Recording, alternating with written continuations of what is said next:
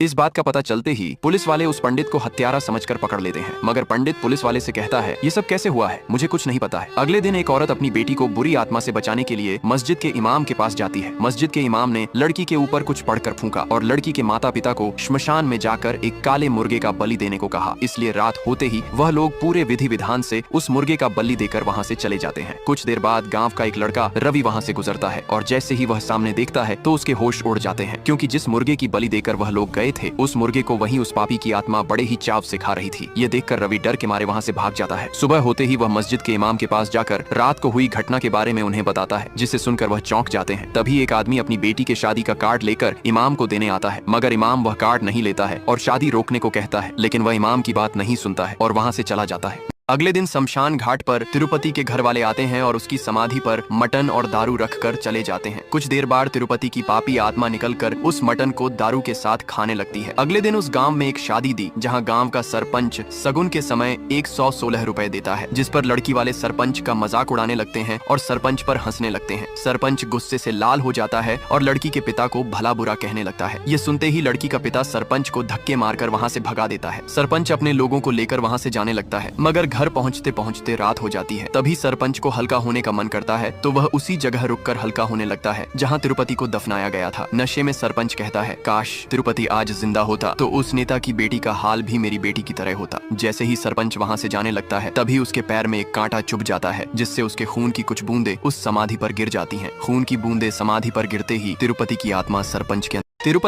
सरपंच के अंदर प्रवेश कर जाती है और वह तुरंत अपने ट्रैक्टर पर बैठकर उसी शादी में पहुंच जाता है जहां उसका अपमान किया गया था, मगर वहां सभी लोग सो गए थे और दुल्हा दुल्हन अपनी सुहागरात मनाने के लिए खुले खेतों में ठहरे थे। सरपंच अपना ट्रैक्टर उनके ऊपर चढ़ा देता है और दुल्हन का रेप करके उसके मुंह में भुट्टा डालकर मार डालता है और खेतों में आग लगा देता है। सुबह होते ही यह बात उनके घर वालों को पता चलती है तो वह लोग दुल्हन के कत्ल के इल्जाम में सरपंच के साथ साथ पंडित को भी पेड़ से बांधकर उनकी पिटाई करने लगते हैं, मगर वह दोनों चीख चीख कर उन लोगों से कह रहे थे कि यह खून हमने नहीं किया है, मगर गांव वाले उन दोनों की बातों पर यकीन नहीं करते हैं। तभी वहां मस्जिद का इमाम आके बोलता है कि ये लोग सही बोल रहे हैं, इन दोनों ने कुछ नहीं किया, बल्कि यह सब इनसे उस पापी की आत्मा ने करवाया है। इसमें तुम्हारी ही गलती है, क्योंकि तुमने तिरुपति की लाश को जलाने के बजाय उसे समाधि दंड दिया था। अब उसकी आत्मा भूत बनकर पूरे गाँव में भटक रही है। नेक्स्ट पार्ट के लिए चैनल लाइक एंड सब्सक्राइब करे।